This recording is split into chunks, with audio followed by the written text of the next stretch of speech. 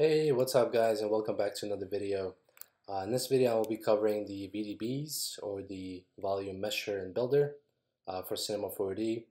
And instead of showing you all the options, I'm sure you've seen all the other videos of how to use your Volume Builder and Mesher. I'm actually going to show you how to optimize your scene and get a nice and smooth result without killing your computer as much. For example, I'm working on my laptop, so obviously I don't have $3,000, $4,000 computer to work inside the volume builder the whole time and make changes, because it's really going to slow down and bug out my computer.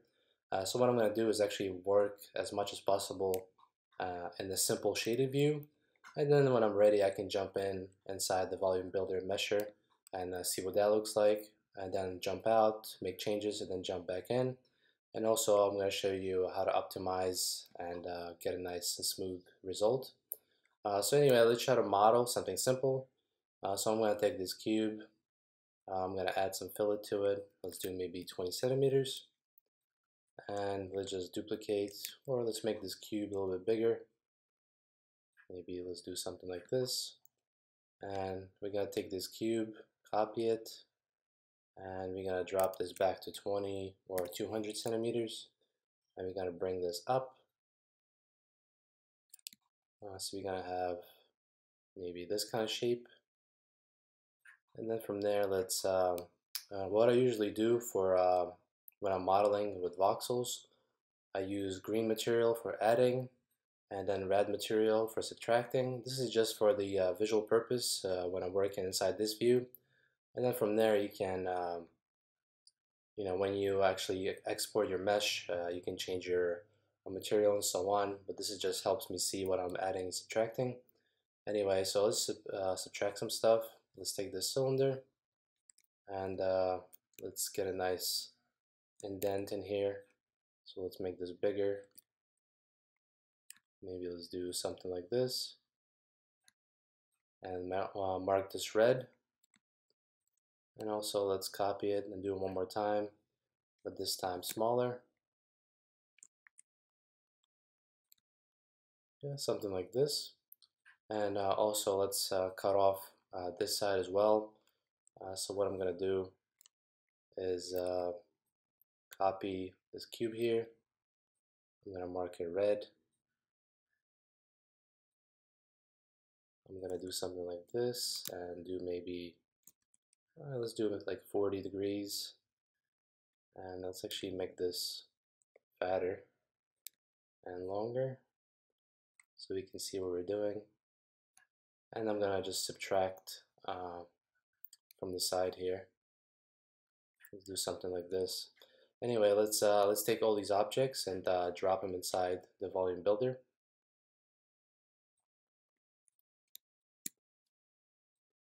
So as you can see, this is what we're getting so far. Now we just have to go inside the builder and play around with options. So let's actually try to rename the cubes and not to get confused. So we have main, then we have cube 1, and I'll do A for adding, then I'll do cylinder S for subtracting, cylinder 2 for subtracting, and then cube 2 also for subtracting. Now let's jump in back to builder, and we have our main, so we have adding, then we have our cylinder subtract, cylinder subtract, and then we have our angled cube we're also going to subtract.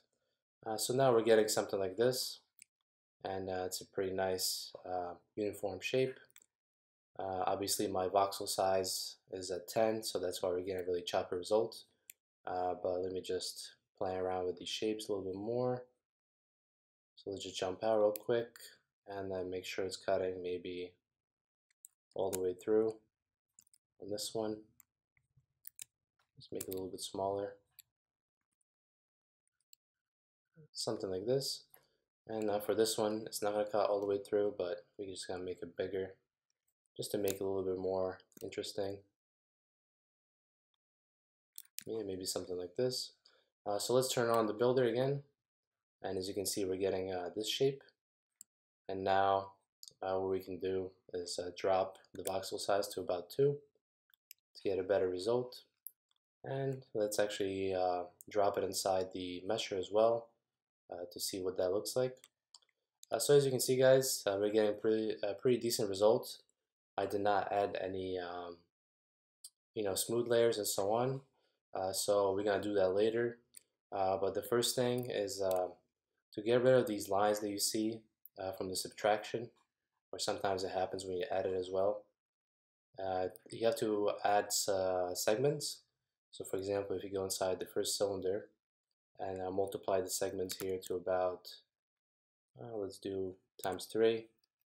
As you can see, we got rid of those lines right away. And this is how you clean up your mesh. Basically just add segments to different objects. Right now I'm using basic objects, so it's simple. But when you actually model and add those objects, custom objects, make sure you cut in more subdivisions to get rid of the lines. So this was, let's take the second cylinder and also multiply the segments by 3. So now we're getting a nice and smooth result. Same thing for the lines that you see on the fillet, on the cubes. So if you take our main cube and take the fillet subdivisions, and let's just multiply this by, let's do like 5 maybe. Yeah, that definitely helped. As you can see, we're getting a nice and smooth result. And same thing for the other cube. Let's up the segments to 25. As you can see, the update really nice. And now from there, once you optimize your scene, and let's just check back here as well. Yeah, we're not getting any lines here, so that's good. So now what we can do is actually add a smooth layer. So let's do smooth. This one's really destructive. As you can see, we lost all the hard edges. So we're gonna change the strength to about 60. We're gonna change the filter to mean, so it's not as destructive. And we're gonna up the iterations to about 2. And now, as you can see, we're getting a nice and smooth result. No lines, no nothing, and no breaks in our cuts. And overall, as you can see, really nice and smooth result. So that's basically how you model using voxels. Pretty much, you have to play around with your, let's see, let me scroll up. You have to play around with the voxel size, and you don't have to go low if you optimize your scene. As you can see, I'm at 2. If I drop it to 1, it's going to be even better. But as you can see, for this shape, 2 is enough. Same thing for all the other shapes. If you want to smooth out the result for when you're doing cuts, make sure you add more segments, like I did here. Same thing here. And let me just show you a spline as well, how to work with splines. So let me turn off all of this. And I'm going to move this in a little bit just to get a more different result when we render one more time.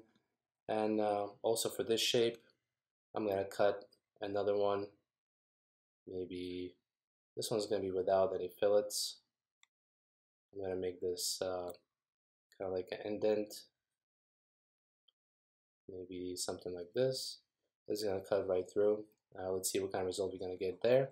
And let's just add splines in here as well, just to see what kind of result we can get. So for example, maybe let's add 3 splines like this, and let's add a little bit of rounding to all of them. So let's do rounding, radius of 10 should be enough, and make sure it's kind of close to our mesh, not too close, maybe something like this. And let's go inside the builder and drop all of the splines under the smooth layer. And we'll do union for all of them. Let's just run the builder here and the mesher and see what that looks like first. So as you can see, everything looks pretty smooth. That's the stuff that we optimized. But everything else, like the the splines don't look as smooth. So let's just try to optimize that first.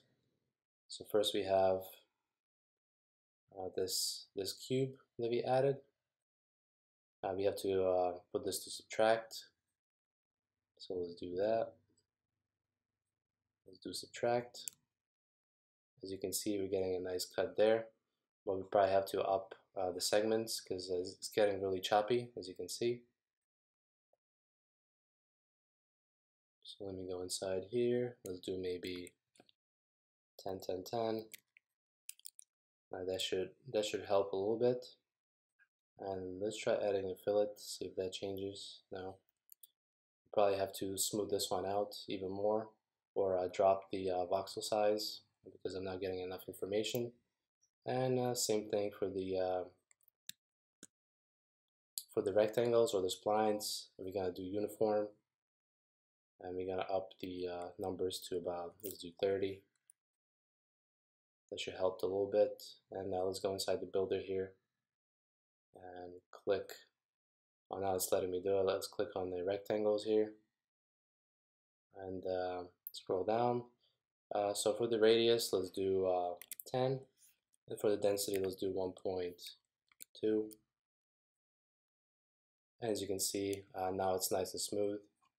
So let me just turn off these two and optimize these as well. So we'll do 1.2, 10, and then we'll do 1.2, 10 for the radius. And now let's run the mesher and the builder, and let's see the result that we got. So overall, it's nice and smooth, and the only problem we're getting is this cut right here. It's really choppy. So what we can try to do is drop the voxel size to, let's do maybe 1.5. Let's see if that helps. Yep, and it did a little bit. Now it's nice and smooth. And if that's not helping, we can just up. Oh, I see what's going on here. This cube was above the smooth layer. I didn't realize that. So now we didn't have to go for the voxel size. We didn't have to go up. So we can go back to 2 probably and still get a nice result, as you can see. Anyway, guys, hopefully you get an idea of how to work with the voxels and how to optimize your scene. Pretty much play around with the segments, play around with the smooth layer, and overall try not to crank up your voxel size too much. But that's basically it. Thank you for watching. Please subscribe to my channel. Leave a like to this video, and I will see you in my next video, guys. Goodbye.